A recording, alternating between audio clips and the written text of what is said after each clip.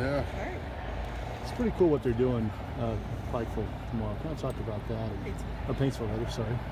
Talk about that and being a part of that. For me, it was just. I told you. Do you need to go get some? For me, it was just a deal where, it was good that, the University of Kentucky was good enough, to go back to my hometown and was able to do this for those people, because I know a lot of people, want to come and watch us play, especially watch me play and, stuff like that. So for them to go down and, reduce the price, a pretty hefty amount for them, is really awfully nice, and I can't thank them enough. And, I really hope that a lot of people turn out, to buy those tickets and, come watch us play Saturday. What kind of challenge does Mississippi State's offense present? A lot of challenges. I mean, they got a really good quarterback, a really good running back, really good offensive line and receivers, tight ends, you name it. They got really good players all around.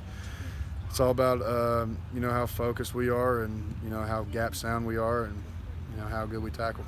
Playing an offense like that, does it give you guys a chance to kind of prove your progress is legitimate and that you've gotten a lot better? Well, yeah. I mean, anytime you play, an opponent like Mississippi State and you can come out, and stop, if you can stop their offense and win the game, you can definitely make progress off that.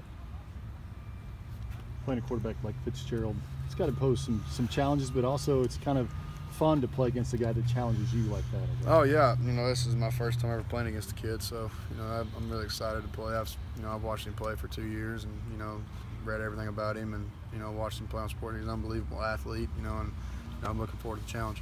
You said you guys have got to be gap sound. Have you been in that area through 3 games? I think we've been fairly well with that. I think our discipline's really well with how we approach practice, and it all becomes in our preparation. If we're gap sound on Monday, Tuesday, Wednesday, Thursday, Friday, we're going to be gap sound on Saturday. So it's all about how we prepare throughout the week and then going out and executing on Saturdays.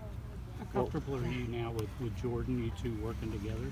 I've always been comfortable with Jordan. It's just a deal where we didn't play a lot, together in the past, so we kind of had to get the chemistry part down real quick.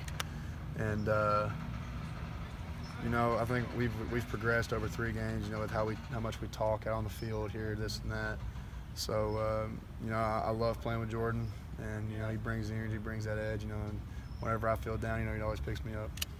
Coach said that last game was his best game. What did you see from him? That was he shaking rust off and being out so long, or what did you see from him? I just saw the old Jordan Jones back. I mean, the guy's been through a lot of ups and downs this offseason, with injuries and stuff like that. So to see him go out and do his thing last Saturday, and act like the old Jordan Jones I know was really fun to see. When you talk about building chemistry with him, how do you do that? How do you go about doing that? It just comes with the reps that you get with each other, and the more time you watch film together, the more time you have more reps together, the more you communicate. It's just all those little factors come into one. Kash, can you talk about DeAndre Square and what you've seen from him and what kind of player he can be? He's a dog, man. I mean, that kid can play. Well, now we just got to get a little weight on him. So he's got a lot to learn, but he's hungry.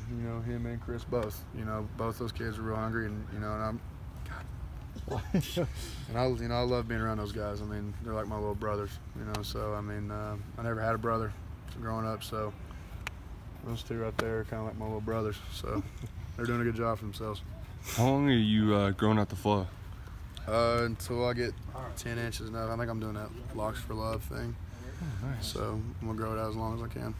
Nice. Collectively, how's the defense you guys kind of slow down a quarterback that's so good at making plays and getting yards? Is just staying, like I said, just every call we have is, as long as we're gap sound and, inside out on stuff, making sure we're keeping the ball in our inside pad, not getting out leveraged by the football, and turning it back into our help or expanding it out to our help.